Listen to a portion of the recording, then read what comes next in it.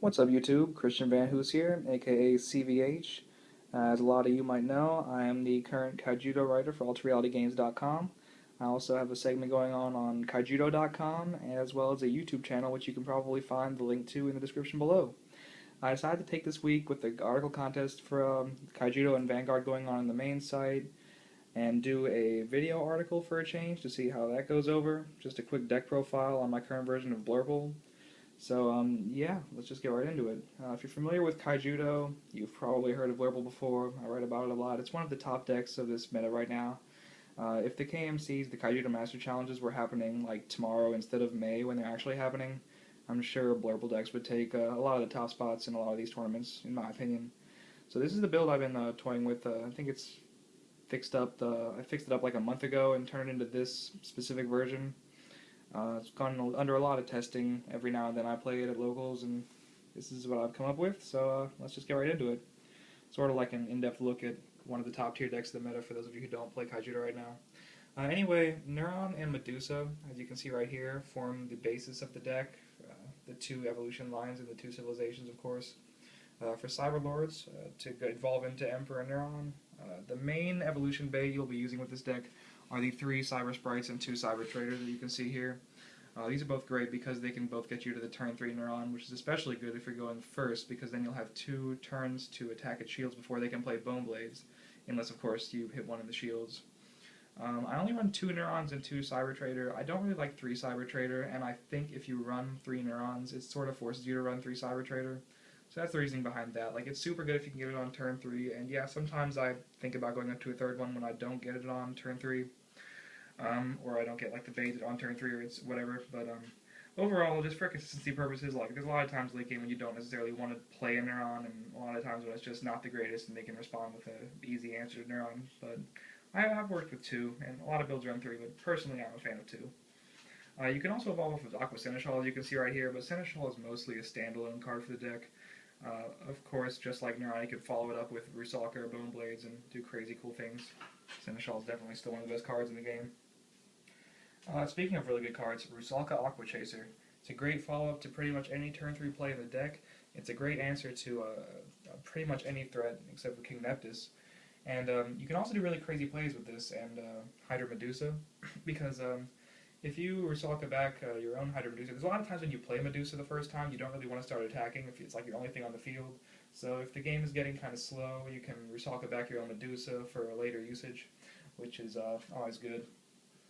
I actually did a cool play once where I was up against the deck with Nature that gave me a lot of mana, and I went Gigavolver into Hydra Medusa, then evolved Medusa on top of that Medusa, bounced back the whole stack with a Rusalka, and got up to like 11 mana to play Gigavolver and 2 Medusas in one turn to kill the entire field. It's really good. King Neptus is the next card. I run 1 of it, and I've seen there's a lot of controversy around this card, I guess, in the deck. Some players run 0, some players run up to 2.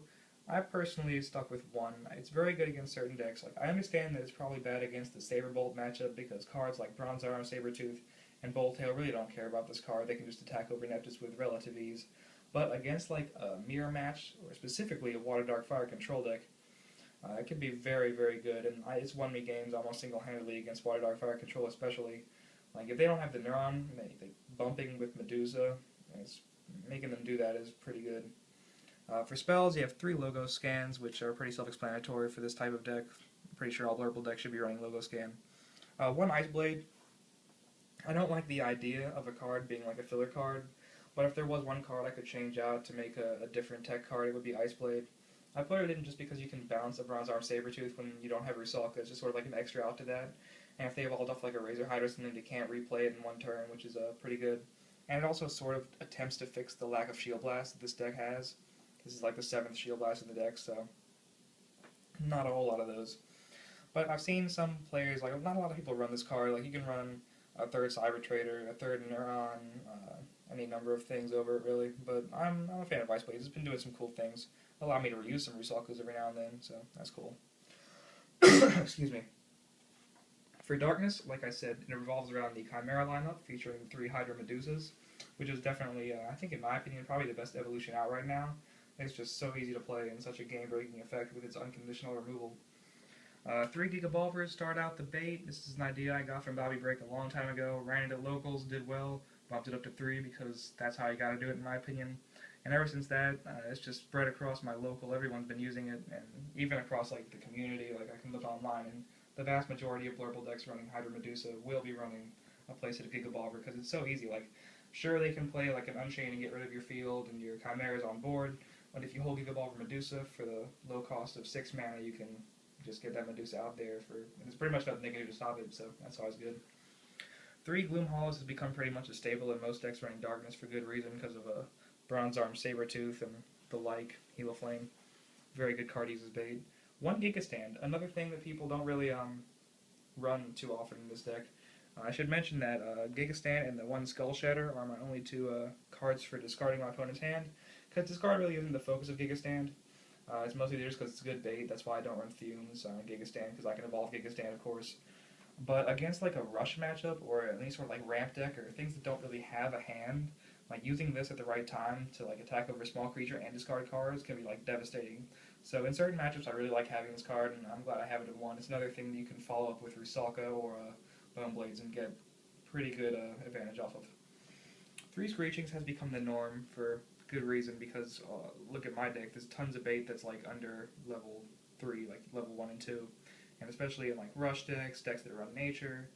And the hidden treasure of this card also is that it's level 4 for 3,000, because it doesn't get hit by Tendril Grasp or Barrage. So if you have like a field full of Chimeras, sure this guy can get Bone Bladed or Heat Seekers or Unchained, but as far as mass removal, you don't really have to worry about Screechings so much, which is good. 2 Dark-Scared Orbals round out my creature section for Darkness. I've seen some people not running this card, but I really think the Double Breaker is necessary. Like nothing else in this deck really has like a lot of meat to it. Like Neptus, Neuron, and Medusa are the 3 biggest things outside of this card, but having the Double Breaker is really good. In a simplified game state where the boards are relatively even, if you drop this and they don't have an answer, you can pretty much ride it to victory. I really like Dark-Scared Orbital, and it really gives you the momentum back later in the game, so I'm a fan of that. Attacks over other, like if they don't have a Medusa after you play, they can attack over their Neurons and Medusas and Neptus too. Yeah, this is one of the things that give this deck an answer to other Neptuses. Because, like I said, you don't really want to have to bump with Medusa. It's kind of depressing. For Darkness spells, it's just the 3 Bone Blades, 3 Terra Pits, and 1 Skull Shatter. Bone Blades and Terra Pits are pretty self-explanatory, but I guess I'll go into them a little bit anyway. Of course, you need to play 3 of each because this deck really doesn't have that many Shield Blasts, and it's pretty, good to have more than the number I run in this deck, but, at least we have Bone Blades and Terra Pit. Terra Pit actually doesn't get played that much from the hand because you don't really usually go up to 7 mana unless you're up against like a deck with nature, like I said. Bone Blades has been like the staple card of the format, really, or the meta right now. If I had to pick between Bone Blades or Terra Pit, I'd say Bone Blades is more important just because it answers the turn 3 Neuron, turn 4 Spark Blade, any sort of Drakon evolutions. It's really good against Helo Flame and the shields. Answers any of the bait, especially that this deck runs. Like it pretty much gets rid of all the bait except for Dark-Scared Orbital. So, yeah, Bone Blades is very timely removal that gets rid of a lot of relevant things right now. That's good. Terra Pit, of course, is unconditional removal, even though you're not playing it from the hand a lot. Just having it in your deck for those opportunities is pretty necessary. The 1 Skull Shatter, like the Giga Stand, is something I've personally chose to run, but a lot of people don't. It's good against the control matchup. If you happen to go first against a Water Dark Fire deck, that means you're probably going to get to 8 mana before they do, and if you're able to play this card and disrupt their entire hand, and it'll usually put you in a good position to win the game. And it's even better because you run a lot of things that in this deck can attack shields. So if you're giving your opponent a hand just to discard it before they can get rid of your setup, then that's also like really good and something that this deck has an advantage with, because they can just put a lot of pressure on board and make them deal with your board instead of like puppeting your hand and you drop Skull Shatter, and that can be good. So yeah, that's pretty much the deck. Hope this helped give you like an insight on what's been doing well in Kaijudo. Of course, Dragon Strike and Furnace is coming out in like less than a month, so that's going to shake up the meta. I just wanted to show you all one thing that was doing pretty good before that happened. And, be sure to check out my regular articles that go up pretty much weekly to get my opinion on like the spoiler cards that are coming out and stuff like that as the set premiere draws closer. Yeah, like I said, check out my YouTube and my Deck Doctor articles on Kaijudo.com as well.